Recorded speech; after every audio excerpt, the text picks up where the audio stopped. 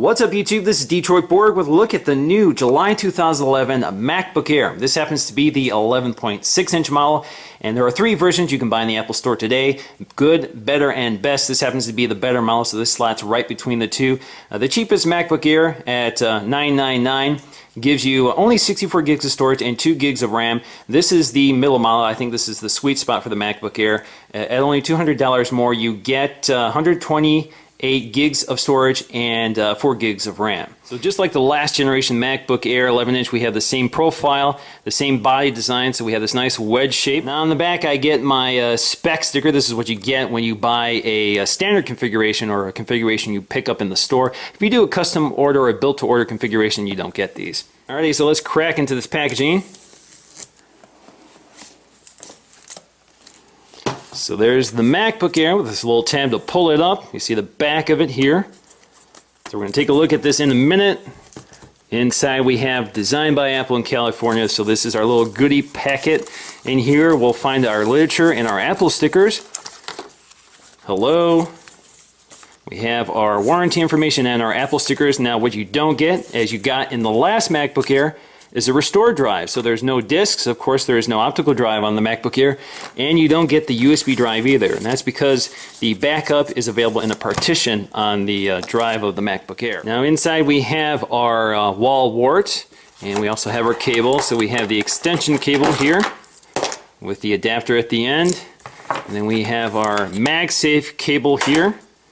We look at it right here. Got a little plastic protector on it. Again, we have this nice aluminum connector, so it's nice and durable. We have these little indicator lights on the top and bottom. Just peel off the plastic. And we have our foldable prongs. Of course, this is unique to North America.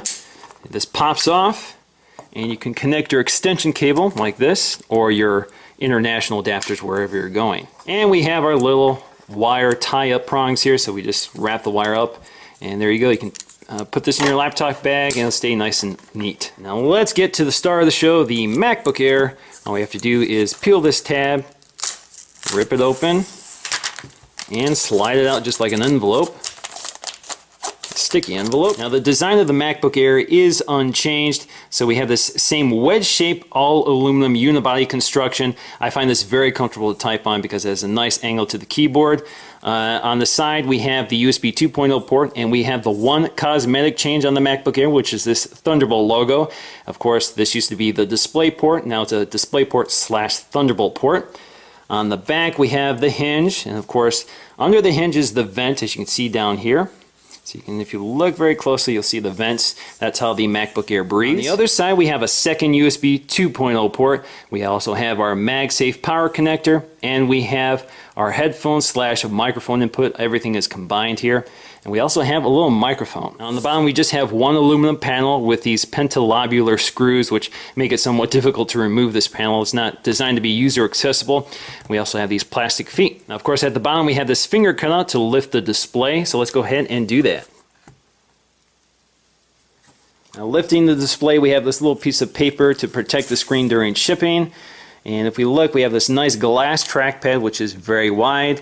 We have a nice palm rest here. We have the same keyboard, but there are a few differences here. One of them is the fact that the keyboard now has a backlight, so we have the backlit controls on the F5 and F6 keys.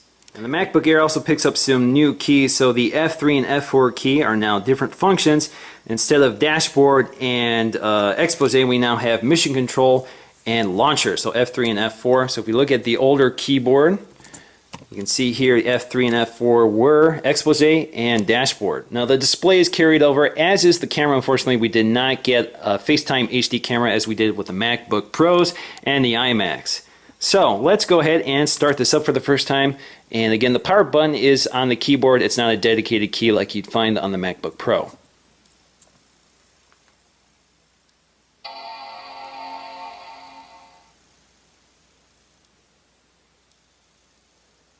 Alright, so we got our start screen here. We're going to use English as our language. So I'm in the United States. I have a US keyboard. So I'm going to log into my wireless network. Alright, so I have several options here to transfer my information to this new Mac. I can transfer from another Mac, from a Windows PC, from Time Machine or other disk, or I don't have to transfer anything at all. So I'm going to do that right now. I'm going to use Migration Assistant to take care of that later. So I'm going to enter in my Apple ID, my license agreement, click Continue. I agree. Alright, so I've created my account for this computer. I've entered my full name, my account name, in this case I'm calling it MacBook Air, my password, and we're going to click Continue. Now it wants me to take a snapshot, and I'm not going to do that right now. We're just going to go to pick a picture, anything. Let's do the lotus flower, Continue. And it's just telling us about reverse scrolling. It wants us to hover the cursor over this text and for us to experiment with it. You can change this under settings, but basically what was up is now down and what is down is now up, so it's a little different. We're going to start using Mac OS X Lion. Log in. There you are. Now what you notice you didn't get here is the animation. Unfortunately, OS X Lion has done away with the welcome animation, so unfortunately that's gone for good. Now, one of my favorite features about the new MacBook Air is the Illuminate keyboard. This is something I really missed. So all you have to do is use the brightness controls to control it, so it can go down or up. You can leave it all the way up, and we're going to turn off some light so we can take a look at it. So there we go. We have our backlit keyboard, and we can play around with it. We can turn it up and down. Let's see if we turn it all the way down. Turn it all the way off. Turn it all the way up. Again, if you tilt it around, again, you can see how the keys light up from the back. Very nice. Alrighty, with the lights low, let's do some testing here. We're going to restart it.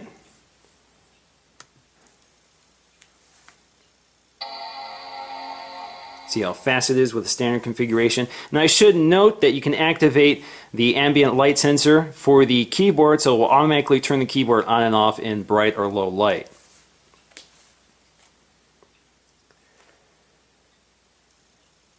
So there you go. We're going to log in. Whoop. You can also brighten the screen with the controls on the keyboard. So let's review those keys. We have the F3 key for the mission control, and then we have the F4 key for launcher. So this is basically all our apps. Now taking a quick look at the MagSafe power connector, all you have to do is hold it near the power connector and it snaps into place automatically, and you'll see the power light indicator turn green, and it'll turn amber because of course this MacBook Air isn't fully charged. Once it's fully charged, it's green. And of course you can flip this around any way you want, and there you go. Alright guys, I'm going to have a lot more on the MacBook Air, but generally I just want to mention that this is the configuration I would recommend for you guys. Again, this is only a $200 upgrade from the standard configuration, but I've had the MacBook Air previously and I thought 64 gigs was too small. It didn't give me any room to breathe, so I had to be really mindful of what I was putting on the computer. With 128 gigs you have a lot more room, keeping in mind that of course at 64 gigs that's excluding the operating system iLife and other software that's on the computer. So in the end you really have a little over 50 gigs of storage on the MacBook Air for you to play with. And the other problem with the standard configuration is it only gives you 2 gigs of RAM, and unfortunately that is not enough, and you can't upgrade it yourself. So I would upgrade to 4 gigs of RAM from Apple. The RAM is soldered onto the board, so it's not user accessible. So once again guys, this is Detroit Borg with the MacBook Air. I'm going to have more on this in upcoming videos. Thanks for watching, and I'll see you soon.